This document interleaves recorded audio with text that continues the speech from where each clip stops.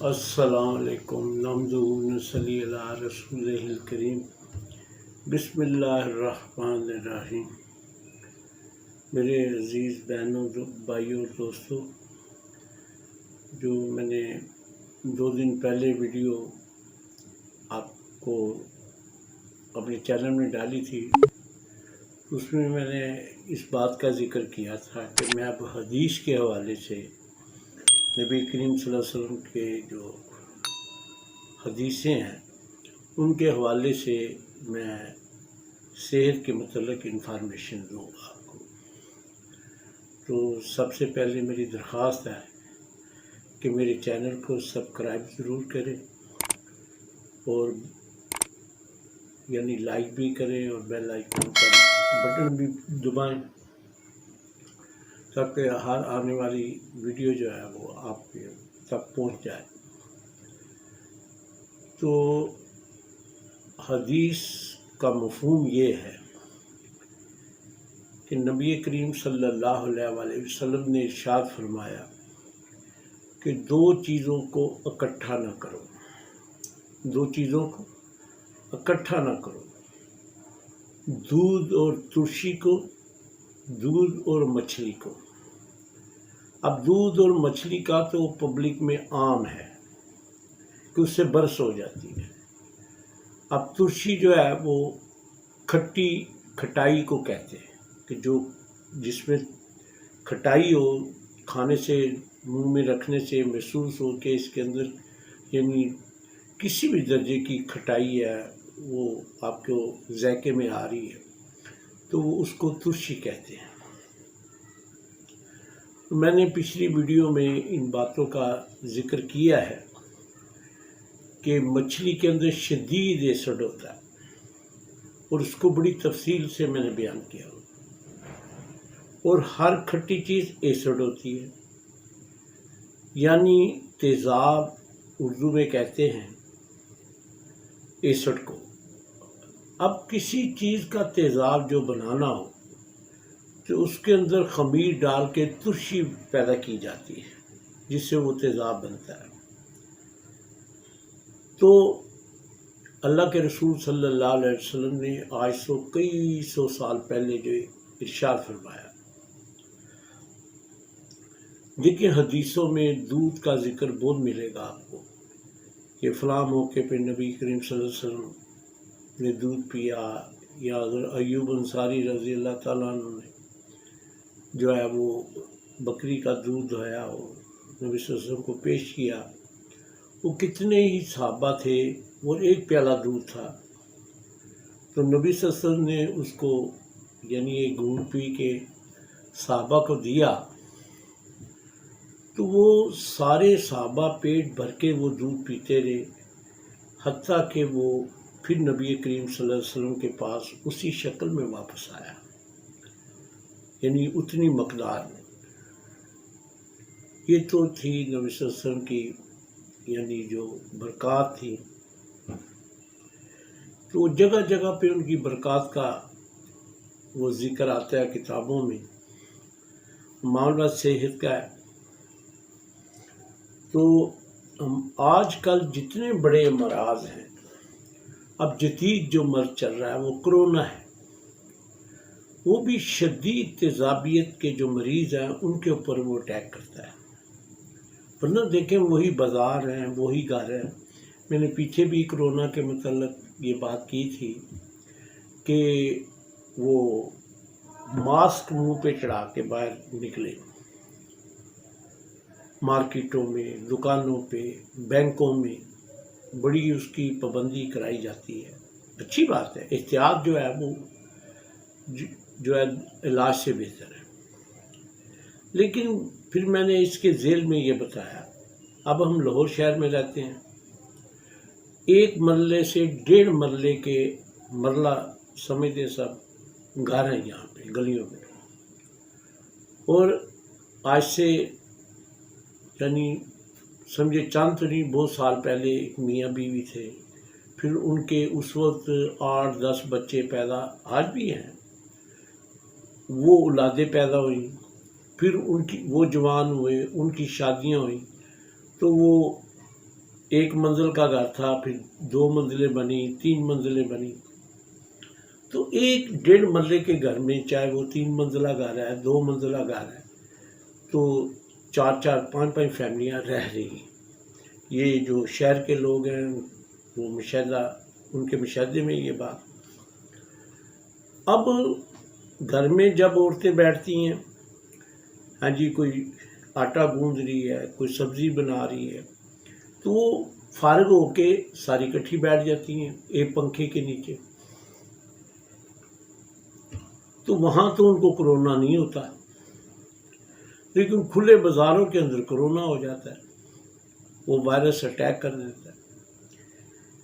تو وہی لوگ جو ہیں وہ گھروں میں چھوٹے سے کمرے میں گیدرنگ میں، بچے بھی بیٹھے ہوئے ہیں، بوڑھے بھی بیٹھے ہوئے ہیں، لیکن ان کو نہیں اٹیک ہو رہا. تو یہ ساری جو ہے نا، اصل میں یہ میری بات کرنے کا کوئی مقصد طنز کرنا نہیں تھا، لیکن اللہ نے جو دماغ دیا ہوا ہے اس کی بھی درجات ہیں. ایک میرے دوست ہیں تو مجھ سے بہت بڑے عمر میں، تو ہم کویت میں تھے، میں ان کے پاس گھر میں رہتا بھی تھا ان کے ساتھ. تو وہ مجھے کہا کرتے تھے کہ دیکھو، ایک آدمی کی سوچ جہاں پہ ختم ہوتی ہے تو اللہ نے پھر ایسے انسان پیدا کیے جو وہاں سے سوچنا شروع کرتے ہیں، اور وہاں جہاں پہ ان کی سوچ ختم ہوتی ہے پھر ایسے انسان ہیں جو وہاں سے سوچنا شروع کرتے ہیں. اب دیکھیں دنیا میں ایک بندہ بنی بنائی چیز کو اگر خراب ہو جائے تو مکینک ڈھونڈ کے لاتا ہے. ایک بندہ وہ جس نے وہ ایجاد کی ہے، وہ بنایا اس کو. تو اب ترقی کے جو باتیں ہیں وہ تو لمبی چوڑی ہیں. ایک پہیہ ایجاد ہوا، پھر اس کے اوپر ہے جی آہستہ آہستہ ترقی کرتے وہ گدے گاڑیاں اور بیل گاڑیاں، پھر آہستہ آہستہ وہ جو ہے اس کے اندر انجن فٹ ہو گئے. سائیکل تھی، پھر موٹر سائیکل بنی، اور حتیٰ کہ وہی انجنوں سے اتنے بڑے جہاز جو ہے وہ رن وے پہ دوڑتے ہیں اور ہوا میں اڑ جاتے ہیں.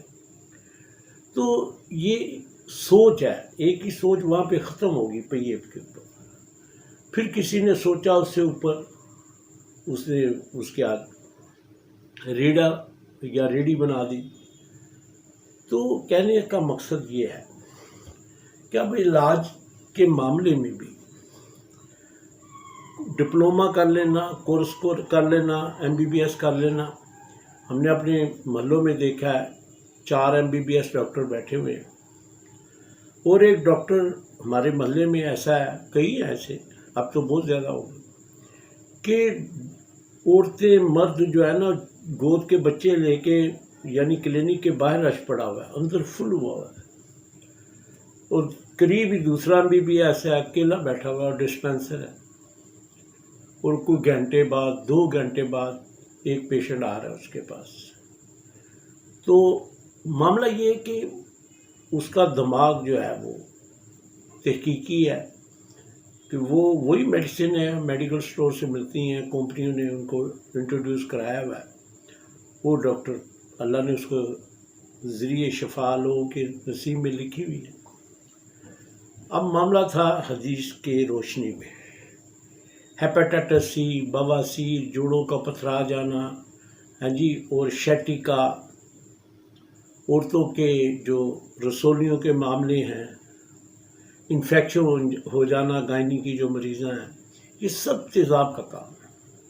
انفیکشن کسے کہتے ہیں؟ جہاں سے گوشت یا سکین جو اندرونی طور پہ گل جائے چیز، یا زخم ہو جائے، وہ ایک سرخی آ جائے اس کے اوپر. اور تیزاب کو آپ کسی کے جسم پہ ڈال کے دیکھیں، کھال اتار دے گا اس کی. اگر ہلکا تیزاب ہے تو وہی شکل پیدا ہوگی، ریشز پڑ جائیں گے اس کے اوپر. تو جب ہمارے جسم میں تیزاب اتنی شدت سے جاتا ہے، کیچپ کی شکل میں، سافٹ ڈرنک جتنے کوک، پیپسی وغیرہ، نام تو نہیں لینے چاہیے، تو سافٹ ڈرنک جتنے ہیں سب میں اسٹیرک ایسڈ ہے، انگریڈینٹ پڑھ لیں، یہ جتنے कंपनियों के जूस हैं, बड़ी से बड़ी और छोटी से छोटी, स्टीरिक एसिड लास्ट पे लिखा होता है इंग्रेडिएंट में। अब बेकरी के अंदर खमीर है, हाँ जी, वो भी तुलसी से खमीर पैदा होता है। दही है, उसके अंदर तुलसी डालते हैं तो वो दही बन जाता है। पनीर, गर्म दूध के अंदर कोई भी तुलसी किसी किस्म की आप डाल दें, फट जाएगा उसे, वो उसका जो मलमल के कपड़े में डाल के पानी निकाल लेते हैं, वो पनीर बन जाता है। उससे रसगुल्ले भी बनते हैं। फिर ये मार्केटों में चीज़ जो आप, हाँ जी, वो ये जितने स्नैक्स हैं उनके अंदर इस्तेमाल होता है। ये भी जिससे में खुश्की पैदा करता है। मक्खन खाएंगे तो तरोताज़ा रहेगी स्किन आपकी, ग्लो करेगी, चेहरे पे ग्लो आएगी आपके। लेकिन वो क्योंकि उसका प्रोसेस ऐसा है जिससे वो पनीर जो है वो तुरश होता है। अब जवानी नौजवानी में तो ये चीज़ें आदमी को यानी फ़ायदा ही नज़र आ रहा होता है और होता भी है। लेकिन जब अंदर स्टोर खून के अंदर शामिल हो जाती हैं तो फिर आस्ता आस्ता जब इनकी लिमिट ज़्यादा हो जाती है तो बीमारी की शक्ल में किसी को हेपेटाइटिस हो जाती है, किसी के गुर्दों में पथरियाँ बन जाती है। यूरिक एसिड की पथरियाँ आपने आम इश्तिहारों में तो सुना होगा। तो लिहाजा हमारे नबी करीम सल्लल्लाहु अलैहि वसल्लम, तो उर्दू में नबी को पैगंबर कहते हैं, पैगाम पहुँचाने वाला।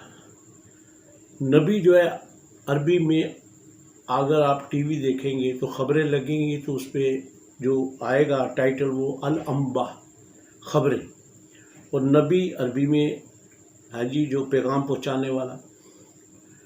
तो उन नबी करीम सल्लल्लाहु अलैहि वसल्लम के ज़रिए अल्लाह ताला ने हमको वो क़यामत तक आने वाले सारे पैगाम पहुँचा दिए। तो जो जितना अमल करेगा, आप स्ट्रॉबेरी का जो मिल्क शेक बनाते हैं, जहर बन जाता है वो।